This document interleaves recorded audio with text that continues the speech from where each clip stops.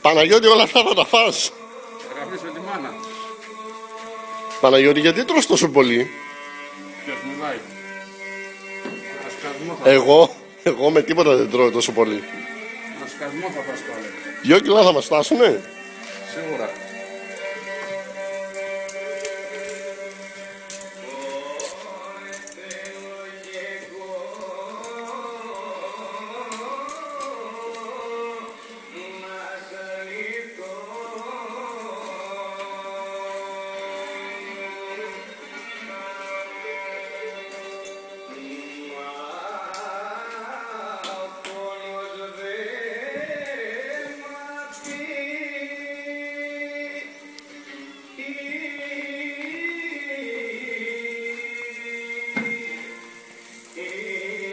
Φτάνει Παναγιώτη, κράτα και κάτι για αύριο.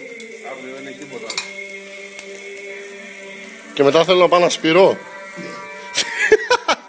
Σιγά μην πάω να σπειρώ. Εδώ ξέρεις όλα τα σπάς έτσι. Παναγιώτη, γιατί κοκκινιασείς ρε μάλακα? Πάρνε για συμπήρα, πάνε φέρει πίεση. Άσε τα χαζάς. Θα σε πειράξει Παναγιώτη πήρα.